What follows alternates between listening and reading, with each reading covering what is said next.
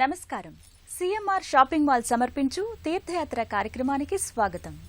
జగద్ధాత్రిగా, లోక సంరక్షణిగా ఆమె అందరికీ అనురాగాన్ని పంచిపెడుతుంది. గురువుగా హితోపదేశం చేస్తుంది. ఉపాసనా మార్గంలో సాధకులకు సత్యజ్ఞాన ఆనందాన్ని కలిగిస్తుంది. శాంత రూపంలో సౌమనస్యాన్ని ప్రదర్శిస్తుంది. ఉగ్ర రూపమెత్తి శత్రువుల్ని సంహరిస్తుంది. అలాంటి చైతన్యధాత్రి వివిధ రూపాలలో అనేక నామాలతో తేజరిల్లుతూ భక్తుల్ని అనుగ్రహిస్తోంది.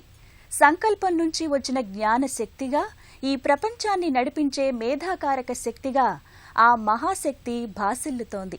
ఈ పరంపరలో వ్యక్తమైన మాతృరూపమే భవానీదేవి. గోవా రాష్ట్ర రాజధాని పానాజీలో సతీ భవానీదేవి అర్చామూర్తిగా భక్తుల్ని అనుగ్రహిస్తోంది. ఆ మందిర విశేషాల్ని నేటి తీర్థయాత్రలో తిలకిద్దాం.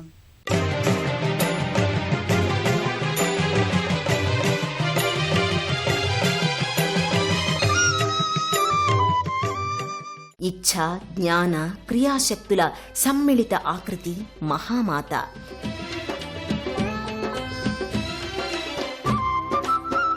సమస్త దేవతలకు మూల కారణ శక్తిగా తేజరిల్లే జగన్మాత.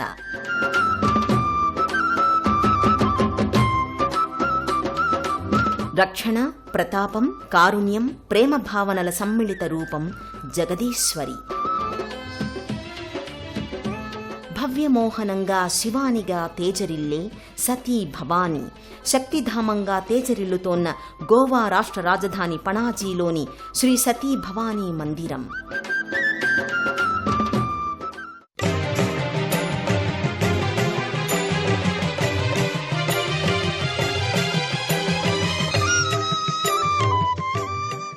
జగదంబిక నామాలన్నీ వేటికవే మధురాతి మధురం. ప్రతి నామం ఓ మహామంత్రం. ఆ జగన్మాతృశక్తి ప్రతి నామధేయం అపురూపం. అలాంటి నామాల్లో ప్రసిద్ధమైనది భవానీ అనే నామం. ఇది నిత్య స్మరణీయమైన మహామంత్రం, శక్తి సంయుతమైన దివ్య శబ్దం. ఈ నామశబ్దం పేరిట అలరారే జగన్మాత నెలకొన్న మందిరం గోవా రాష్ట్ర రాజధాని పనాజీలోని బోహత్లాం ప్రాంతంలో నెలకొని ఉంది. సంప్రదాయమైన గోవా నిర్మాణ శైలిలో, పోర్చుగీసు, భారతీయ శిల్పకళా మేళవింపులో ఈ మందిరం గోచరమవుతోంది. సకల ప్రాణికోటి రక్షణ పొందాలంటే శక్తి స్వరూపిణి అయిన దేవిని ఆరాధించాలని జనమేజయ మహారాజుకు వ్యాస మహర్షి ఉపదేశించాడు. అతి దారుణమైన వ్యాధుల కోరల్లో చిక్కుకొని తీవ్ర అనారోగ్యాలకు లోనై అనేక బాధల్ని అనుభవిస్తూ లౌకికంగా ఎన్నో ఇబ్బందులు పడుతున్న వారికి శక్తి ఆరాధనను తరుణోపాయంగా వ్యాసుడు సూచించాడు.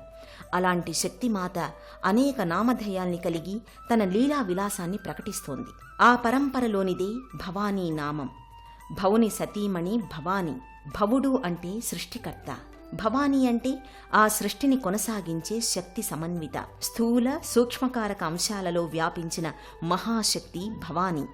భక్తి, అనురాగం, ప్రేమ, విధేయత, నిర్మలమైన మనస్సు ఎక్కడ ఉంటాయో అక్కడ అమ్మ అనుగ్రహం పల్లవిస్తుంది. కపటత్వాన్ని, కుటిల మనస్కుల్ని అమ్మ క్షమించదు. అందుకే అలాంటి లక్షణాలున్న అసురుల్ని జగన్మాత వివిధ నామాలతో, రూపాలతో అంతం చేసి లోకంలో సౌమన స్వభావాన్ని ఆవిష్కరించింది. సమస్త లోకాలకు అభివందనీయమైన ఆదిశక్తి భవానీగా ఈ మందిరంలో దర్శనమిస్తోంది. సమున్నతమైన మందిర గోపురంపై పంచకలశాలు జగన్మాత పంచకళలకు, పంచభూతాలకు, పంచతన్మాత్రలకు సంకేతమై నిలుస్తాయి. మందిర గోపురానికి అభిముఖంగా ధ్వజస్తంభం విరాజిల్లుతుంది. ఇక్కడ ఉన్న స్తంభాకృతులు ఏనుగు పీఠంపై నెలకొని అనేక విగ్రహాకృతులకు ఆలవాలమై ఉంటాయి. సువిశాలమైన జేగురు వర్ణమయ మందిరంలో ఇండో పోర్చుగీస్ నిర్మాణ శైలితో ఈ మందిరం విలక్షణమైన కట్టడంగా సాకారమయ్యింది. చలువరాతి నేలతో కూడిన ప్రధాన ముఖమంటపంలో సువర్ణమయమైన స్తంభాకృతులు మంటపానికి కొత్త అందాన్ని ఆపాదిస్తాయి. ఎటు చూసినా ప్రశాంతమైన వాతావరణంతో, హాయి గొలిపే నైసర్గిక పరిస్థితులతో సతీ భవానీదేవి మందిరం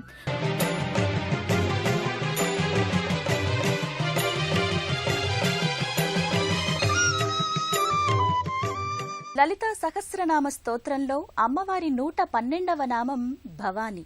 ఈ భవానీ నామాన్ని దివ్య రహస్య మంత్రంగా శాస్త్రాలు కీర్తించాయి. భవానీ భావన గమ్య అంటూ భవానీదేవిని లలితా సహస్రం ప్రస్తుతించింది. భవుడుగా శంకరుడు తేజరిల్లితే భవానీగా పార్వతీదేవి దర్శనమిస్తుంది. ఈ మందిరంలో అష్టభుజాదేవిగా మందార పుష్పాలంకృతిగా భవ్యమోహన సుందరంగా భవానీదేవి దర్శనమిస్తుంది. సతీ భవానీదేవి సౌందర్య లహరిగా, శివానంద లహరిగా శోభిల్లుతోంది ప్రధాన మందిరంలో. అష్టభుజాదేవిగా, అద్భుత అమేయ శక్తి సంధాయినిగా ఈ శ్రీమాత చిన్మయానంద రూపిణిగా సాకారమవుతుంది. భవసాగరాన్ని సులభంగా అధిగమించడానికి గల తరుణోపాయాల్ని, మార్గాల్ని అనుగ్రహించే భవ్య ఫలదాయిని సతీ భవాని. భవానీ త్వాం దాసేమయి వితర దృష్టిం సకరుణాం ఇతి స్తోతుం వాంఛాన్ కథయితి భవానీ త్వమితి యః తదైవ త్వం తస్మై దిశసి నిజ సాయుజ్య పదవీం ముకుంద బ్రహ్మేంద్ర స్ఫుటమకుట నీరాజిత పదాం. హే భవానీమాత, నీ దాసుణ్ణనైన నాపై కరుణతో కూడిన శోభ వీక్షను ప్రసాదించు. సాయుజ్య మోక్షాన్ని అనుగ్రహించే నీ నామస్మరణతో విష్ణు బ్రహ్మేంద్రాదులు సదా తరిస్తున్నారు అని జగదంబ భవానీ స్తోత్రం వర్ణిస్తోంది. మందార పువ్వుల అలంకారాలతో, మందస్మిత వదనార విందంతో భవానీదేవి విగ్రహాకృతి అలరారుతోంది. ఎరుపు రంగు చీర అలంకృతమై చేమంతిమాల గళసీమలో అమ్మ ఉండగా, రజతమయ మకర తోరణయుక్తంగా ఛత్రరాజ లాంఛనంతో భవానీదేవి బ్రహ్మాండ భాండేశ్వరిగా దర్శనమిస్తోంది. శంకరుణ్ణి భవానీ శంకరుడు అని అంటారు. భవానీ పేరుతో ముడిపెట్టిన తనను ఆర్తిగా కీర్తిస్తే శంకరుడు సులభ ప్రసన్నుడవుతాడు. భవానీ అనే నామమే ఓ మహామంత్రం. లలిత సహస్రనామ స్తోత్రంలో భవానీ అనే నామం 112వ నామం. లలితాంబికకు మరో పేరే భవానీ. నిత్యస్మరణీయమైన ఈ మహామంత్రంతో శ్రీమాత సుమధుర రూపిణిగా, సుజన రంజనిగా భక్తుల ముంగిట పరిఢవిల్లుతుంది. జగన్మూర్తిగా, బ్రహ్మరూపిణిగా, వేద విద్యగా, ఆద్యశక్తిగా భవానీదేవి అలరారుతోంది. వందే వాంఛితార్థ ఫలప్రద శ్రీ భవానీదేవి. మనోబుద్ధులు, వాక్శక్తి ఎవరి ఆధీనంలో ఉంటాయో ఆ దివ్య జనని విశ్వమాత భవాని. దుర్గాతత్వం అనేక రీతుల్లో అభివ్యక్తమయ్యింది. ఆ సంవిధానంలో సతీ భవానీదేవి అష్టభుజాదేవిగా, సమగ్ర శక్తి స్వరూపిణిగా ఈ మందిరంలో తేజోబంధురంగా అలరారుతోంది. భవుడు అంటే జలస్వరూపుడైన పరమేశ్వరుడు. సృష్టికి జలశక్తి అందించే ఈశ్వర శక్తి భవుడు. ఆ భవుడికి స్త్రీరూపమే భవాని. ప్రాణాలలో నీటి శక్తిగా, ప్రవాహ శక్తిగా, చైతన్య శక్తి భవానీదేవి ప్రకాశిస్తోంది. భవానీదేవి దర్శనం కోసం భక్తులు ప్రతి శనివారం ఈ మందిరానికి తరలివస్తారు. భవానీదేవి కృపకు పాత్రులవుతారు.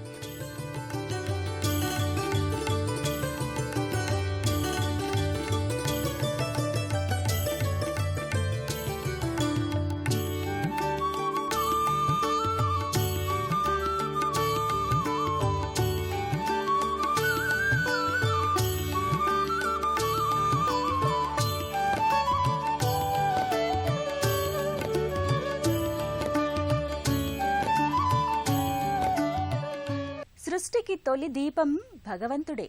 ఆ దీప జ్యోతే పరమేశ్వర చైతన్యం. తాను ప్రకాశిస్తూ అన్నింటినీ ప్రకాశింపజేసే రూపాన్ని పరంజ్యోతిగా పేర్కొంటారు. వెలుగులకు వెలుగై సకల జగత్తును కాంతిమయం చేసే ఈశ్వర చైతన్యాన్ని మహాశివుడిగా మనం దర్శిస్తున్నాం. అలాంటి సదాశివుడు మహా తేజమయ లింగమూర్తిగా ఈ ప్రాంగణంలో ప్రత్యేక మందిరంలో నెలకొని ఉంటాడు. జ్యోతిస్ఫటిక లింగమూర్తిగా దివ్య కాంతుల్ని వెదజల్లుతూ ఉంటాడు. సతీ భవానీదేవి మందిరంలో భవానీ శంకరుడు భస్మాంగ శివలింగమూర్తిగా తేజో విరాజితంగా ప్రకటితమవుతాడు. సదా సత్పరుడు, నిత్య చైతన్యయుతమైన చిన్మాతృనిగా శంకరుడు ఈ సన్నిధిలో మహాలింగమూర్తిగా భాసిల్లుతున్నాడు. దివ్య రూపిణిగా, ఏ విధమైన వికారాలు లేని తెల్లని రంగుతో సర్వోత్కృష్టమైన జ్యోతిస్ఫాటక లింగమూర్తిగా శివమహాదేవుడు తేజరిల్లుతున్నాడు.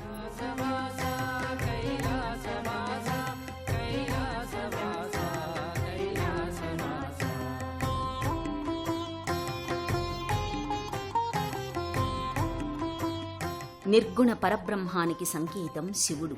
వికల్పం లేని రూపునిగా, నిర్వికల్పునిగా వేదాలు శివరూపాన్ని అభివర్ణించాయి.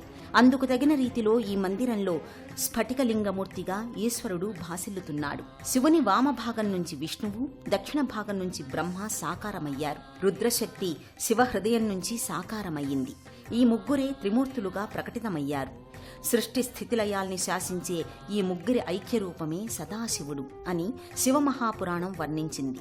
అందుకు తగిన వైభవంతో ఈ మందిరంలో జ్యోతిర్లింగమూర్తిగా స్వామి ప్రకాశిస్తున్నాడు. తనను దర్శించే భక్తులకు శుభదీవెనల్ని అనుగ్రహిస్తున్నాడు.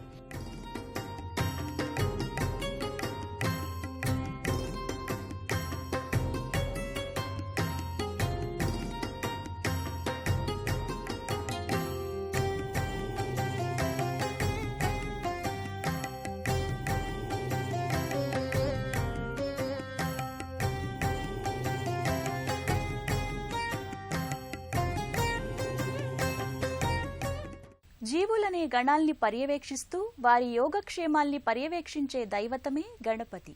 గణేశుడికి గణపతి అనేది అత్యంత ప్రాచీనమైన పర్యాయపదం. గణపతి కేవలం విఘ్ననాశకుడే కాదు, సిద్ధిదాతగా గణపతి భక్తుల్ని అనుగ్రహిస్తున్నాడు. సమస్త విఘ్నాల్ని తొలగించి సకల శ్రేయస్సుల్ని వరదాయకాలుగా అందించే గణపతి ఈ లోగిలిలో ప్రసన్న వరద వినాయకుడిగా గోచరమవుతున్నాడు. స్ఫుటమైన ఆకృతితో సూదర గణపతిగా, సమ్మోహన సంకటనాశన విఘ్నేశ్వరుడిగా స్వామి రూపం ఆకర్షింపజేస్తుంది. సతీ భవానీదేవి మందిరానికి క్షేత్రపాలకుడు మహాగణపతి. ప్రసన్నమూర్తిగా, సుందర గణేశమూర్తిగా ఈ మందిరంలో స్వామి భాసిల్లుతున్నాడు. విఘ్నాలకు రాజుగా, విజయాలన్నీ ఆయన కనుసైగల్లో ఉంచుకునే విజయ గణాధిపునిగా గణపతి దర్శనమిస్తున్నాడు. తలపెట్టిన పనులన్నింటినీ ముందుండి విజయవంతంగా నడిపించే గణపతి అందరికీ ప్రియమైన దైవం. ప్రతికూలతల్ని అధిగమింపచేసి అనుకూలతల్ని సాకారం చేసే గణేశ్వరుణ్ణి దర్శించుకుని భక్తులు తమ మనోభీష్టాల్ని స్వామికి విన్నవించుకుంటారు.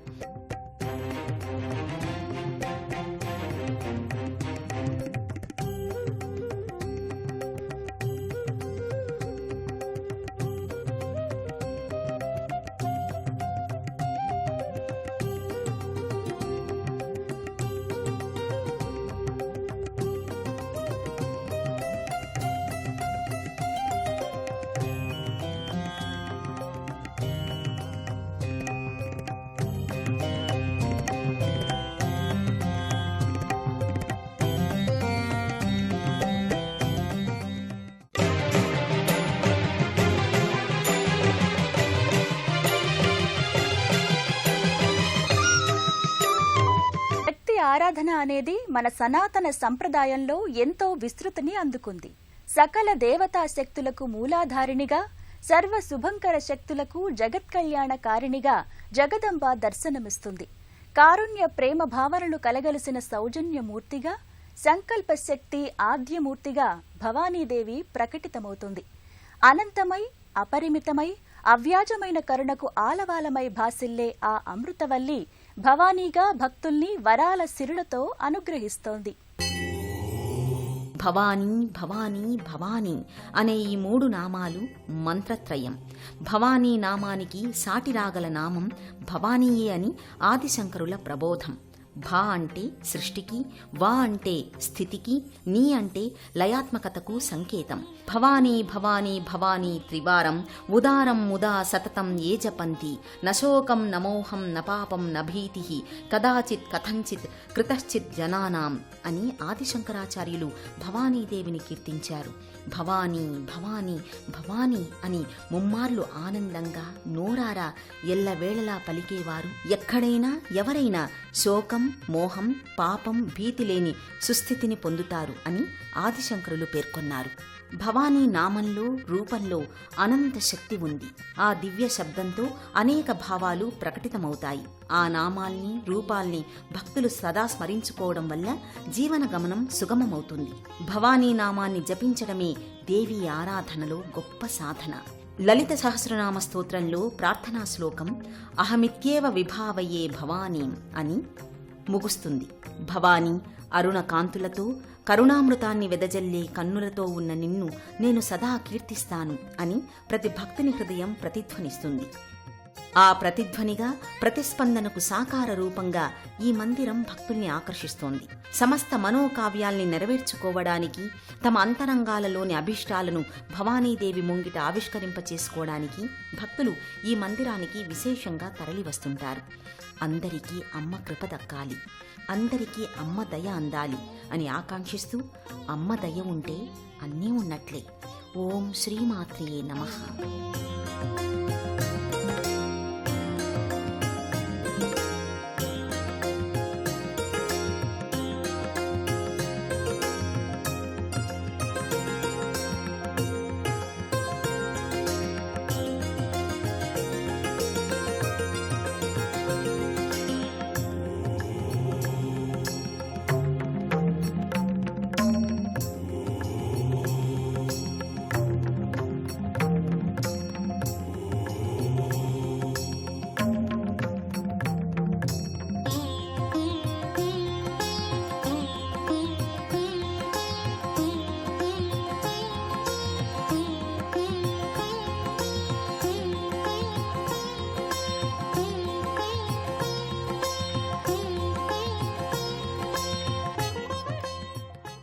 గోవా. ఈ పేరు వింటే చాలు ఆహ్లాదభరితమైన ప్రాకృతిక సౌందర్యం మన కళ్ల వాకిళ్ల ముందు కదలాడుతుంది. అలలతో సందడి చేసే గోవా సముద్ర తీర ప్రాంతాలు దేశ విదేశీ పర్యాటకుల్ని ఎంతగానో ఆకర్షింపజేస్తాయి.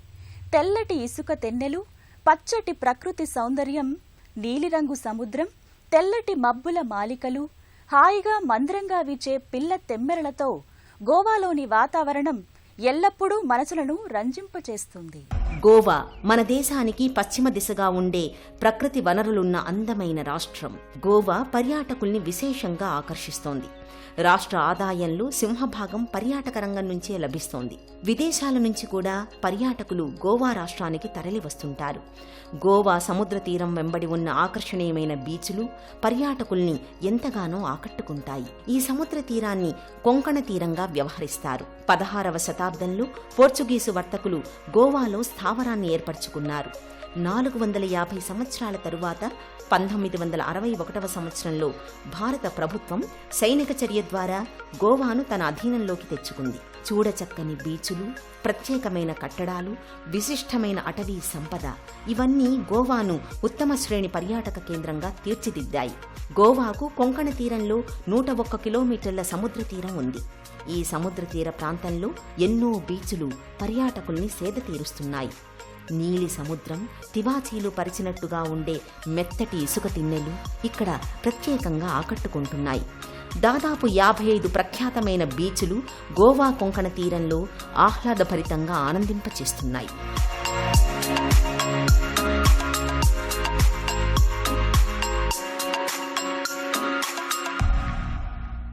దేశంలోని ఏ ప్రాంతం వారైనా గోవా రాజధాని పణాజీకి రోడ్డు, రైలు, విమాన మార్గాలలో చేరుకుంటారు. పణాజీ నగరంలో ఉన్న శ్రీ సతీదేవి మందిరానికి చేరుకుంటారు. హైదరాబాద్ నుంచి వెళ్లేవారు సంగారెడ్డి, జహీరాబాద్, గుల్బర్గా, జెవర్గి, సిందగి, విజయపుర, జమఖండి, ముథోల్, బెల్గాంల మీదుగా పణాజీ చేరుకుని అక్కడి నుంచి ఈ మందిరానికి చేరుకుంటారు. విజయవాడ నుంచి బయలుదేరేవారు సూర్యాపేట, హైదరాబాద్, సంగారెడ్డి, జహీరాబాద్, గుల్బర్గా, జెవర్గి, సిందగి, విజయపుర, జమఖండి, ముథోల్, బెల్గాంల మీదుగా పణాజీ చేరుకుని అక్కడి నుంచి సతీ భవానీదేవి మందిరానికి చేరుకుంటారు.